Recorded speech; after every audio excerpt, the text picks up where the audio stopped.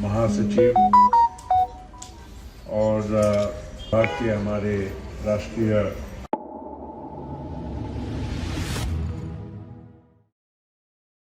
राजधानी दिल्ली में राष्ट्रवादी कांग्रेस पार्टी का अल्पसंख्यक अधिवेशन दिल्ली में हुआ संपन्न, जिसमें कार्यवाहक अध्यक्ष प्रफुल्ल पटेल ने अपनी उपस्थिति दर्ज करवाई, तो वही अल्पसंख्यक मोर्चा के राष्ट्रीय अध्यक्ष भी उपस्थित रहे और भाई पूर्वोत्तर राज्यों के प्रभारी संजय प्रजापति ने राष्ट्रवादी कांग्रेस को पूर्वोत्तर राज्यों में से आए साथियों का स्वागत किया, राष्ट्रवादी पार्टी को आगे बढ़ाया। वहीं भारत के अन्य राज्यों से भी कार्यकर्ताओं ने अपनी उपस्थिति दर्ज करवाई, जहां राष्ट्रवादी कांग्रेस पार्टी विस्तार हुआ और बहुत से साथियों ने राष्ट्रवादी कांग्रेस पार्टी के साथ कदम से कदम मिलाकर चलने की कसम खाई।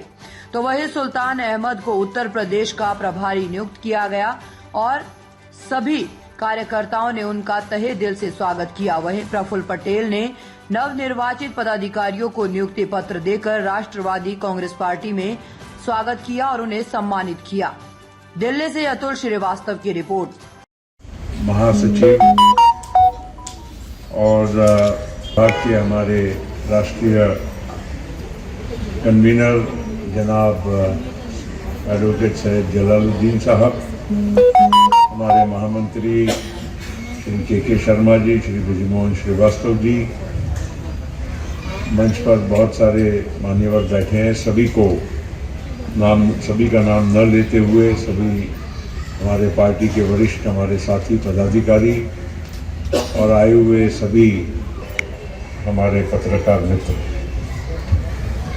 सबसे पहले आप सभी लोगों का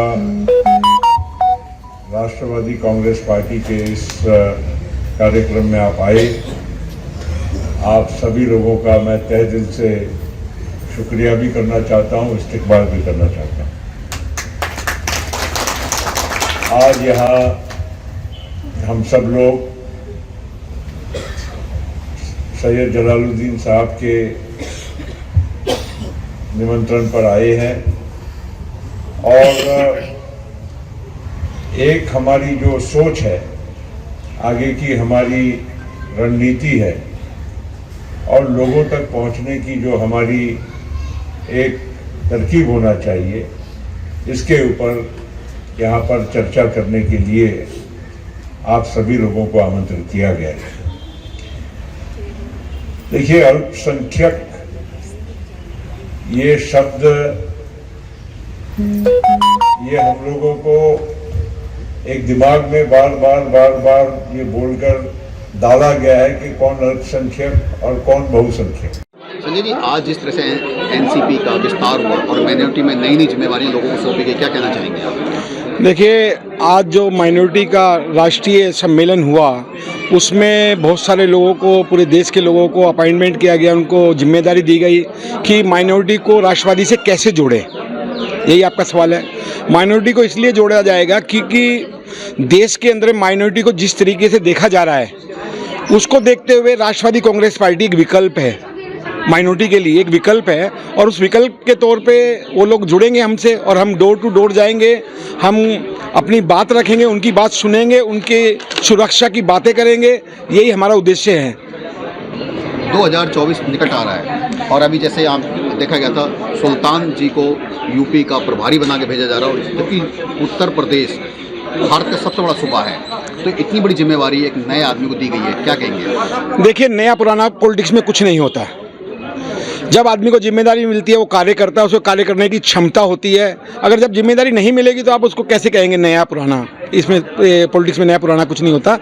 हमें भी, मुझे नॉर्थ ईस्ट की जिम्मेदारी मिली 7 राज्यों की और भरपूर मैं काम कर रहा हूँ, मैं रेगुलर दौरे करता हूँ, तो जिम्मेदारी मिलने के बाद ही आदमी काम करेगा ना। आप देखेंगे उनको देखा जाएगा कितना काम। बहुत बड़ा सूबा है, मान रहा हूँ, और मेरी तो सोच है कि उस सूबे को, उत्तर प्रदेश को 3 भागों में बांट के अगर किया जाता तो बहुत अति सुंदर काम होता है। 2024 निकट आ रहा है, तो एनसीपी अपनी जिम्मेवारी कैसे निभाएगी? राष्ट्रवादी कांग्रेस पार्टी जो है महाराष्ट्र के अंदर में हमारा सीट शेयरिंग लोकसभा में होगा और तकरीबन बात हो चुकी है। तो माइनॉरिटी जो है वो एनसीपी के साथ है, अजीत दादा पवार की नीतियों के साथ है, प्रफुल्ल पटेल की नीतियों के साथ है, क्योंकि वो निरंतर काम कर रहे हैं। अभी 1000 करोड़ रुपए माइनॉरिटी को दिया गया है वहाँ पर। मौलाना आज़ाद एक इंस्टीट्यूशन है और उसको जो एक फंड था 500 से 1000 करोड़ कर दिया। वो किस लिए? क्योंकि माइनॉरिटी के लोगों को सम्मान मिल सके, न्याय मिल सके और उनके कार्य हो सके। सर, फंड के जिस तरह से मतलब जिस तरह 500 करोड़ से 1000 करोड़ रुपए अब चला गया बजट, तो क्या लग रहा है कि चीज़ों में जो पहले होती थी उसमें बदलाव हो गया? नहीं, बिल्कुल होगा। आपको जब हम स्कूल जाते थे पहले चौनी मिलती थी, फिर 1 रुपया, फिर 5 रुपये, 10 रुपये, तो पर्सनैलिटी डेवलप होगी ना। जब आप पे पैसा होगा, आप काम करेंगे, खुल के काम करेंगे, माइनॉरिटी का लाभ होगा। तो ऐसा नहीं है। हमारी पार्टी जो है माइनॉरिटी की तरफ देख रही है और माइनॉरिटी को चाहती है। अजीत दादा पवार बहुत सारे ऐसे कार्यक्रम लेके आए हैं कि उनका, क्योंकि हम पावर में, अभी हम बात करेंगे महाराष्ट्र में हम पावर में हैं, तो जहां पावर में है तो कम से कम हम माइनॉरिटी का भला तो कर सकें। और केंद्र में जब हम आएंगे तो केंद्र में भी हम लोग आपका ऐड किया सर, आदि मतलब जो माइनॉरिटी है उसमें ज़्यादातर एजुकेशन की कमी दिखाई जाती है, तो उस पर आप लोग क्या काम करने वाले हैं? आज अभी हमारे प्रफुल्ल साहब ने बोला कि आप, राष्ट्रीय अध्यक्ष को बोला गया कि आप ज़्यादा से ज़्यादा अपने मैसेज को फॉलो करें कि वो हायर एजुकेशन पे जाएं, क्योंकि आप एक एजुकेशन पे जाएंगे तो आप भला नहीं कर सकते, फिर आप माइनॉरिटी हो जाएंगे। आप मल्टी लैंग्वेज में आप जाइए, आप उस पर काम कीजिए। आपको अभी देखिए आप कितने जज लग रहे हैं, कोई आपका बहुत सारे लोग IAS बने हैं, बहुत सारे लोग। जो पढ़ेगा वो आगे जाएगा, चाहे वो माइनॉरिटी हो चाहे मेजोरिटी हो। और माइनॉरिटी के लिए तो बहुत कुछ कर रहे हैं हम लोग। सुल्तान जी, आज जिस तरह से आपको उत्तर प्रदेश की कमान मिली है, क्या कहना चाहेंगे आप? कमान देने का मकसद हमारी पार्टी का सिंपली लॉजिक ये है कि माइनॉरिटीज़ को डेवलप करना और माइनॉरिटी की एजुकेशन पर ध्यान देना चाह रहे हैं। स्पेशली इसी पे ही काम करना चाहिए। अगर मैं उस शुद्ध भाषा में शॉर्ट में बोलूँ तो ये हमारी पार्टी का एक लोग है, या आधी रोटी खाइए और बच्चों को पढ़ाइए। सुल्तान जी, अगर हम बात करें, उत्तर प्रदेश भारत का सबसे बड़ा सूबा माना जाता है, तो और बहुत बड़ी जिम्मेवारी है, इसे कैसे देखा जाएगा? जिस तरह से महाराष्ट्र में हमारी पार्टी ने माइनॉरिटी को 500 करोड़ से लेके, और आपने सुना भी कि 1000 करोड़ तक ले गए, तो ऑब्वियसली इसी तरह से हम माइनॉरिटी डेवलपमेंट में जो एक्सपेंसिव है हमारी गवर्नमेंट में, यही हम है कि हमारी गवर्नमेंट यूपी में आए या हम अलायंस दल के साथ में, तो इंशाल्लाह हम लोग मिल के बहुत बड़ा फंड के साथ में अपनी माइनॉरिटी डेवलपमेंट कर सकते हैं इसके जरिए, जो हमारे अभी राष्ट्रीय वर्किंग प्रेसिडेंट प्रफुल्ल पटेल साहब ने कहा। 2024 में लोकसभा के चुनाव हैं, बहुत बड़ी जिम्मेवारी है, कैसे निभाएंगे?